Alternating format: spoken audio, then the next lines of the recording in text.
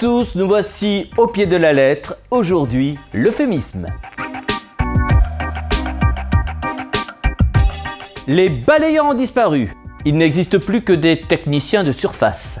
Les caissières du supermarché, transformées en hôtesses de caisse.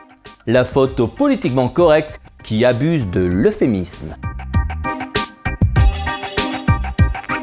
L'euphémisme est l'expression atténuée d'une idée ou d'un fait qui pourrait choquer ou déplaire si on les évoquait directement. Au fond, un euphémisme consiste à prendre des gants. Il permet de parler de la mort ou de la maladie sans les nommer.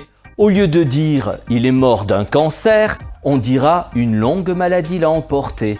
Écoutez le poète André Chénier. Elle a vécu, Myrto, la jeune Tarentine. Bien plus beau que « elle est morte Myrto », vous l'admettrez. L'euphémisme masque ce qui paraît inconvenant.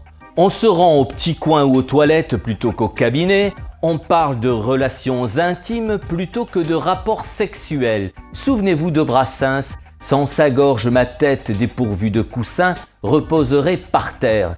Sa gorge, un euphémisme pour parler des seins. Mais l'euphémisme peut tourner à l'hypocrisie. On n'est pas moins gros quand on est en surcharge pondérale, on n'est pas moins vieux quand on est un senior, on n'est pas moins aveugle quand on est un non-voyant.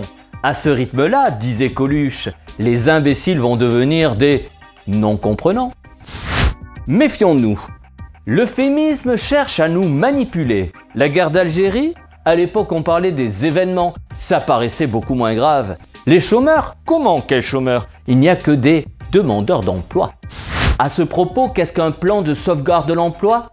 Un licenciement collectif. On peut même baptiser dégâts collatéraux la mort de civils innocents.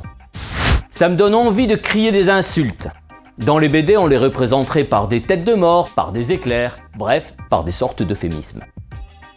Au pied de la lettre, c'est fini. Mais pas d'inquiétude si vous n'avez rien compris. Vous n'êtes pas un cancre, vous êtes un élève en difficulté. À bientôt!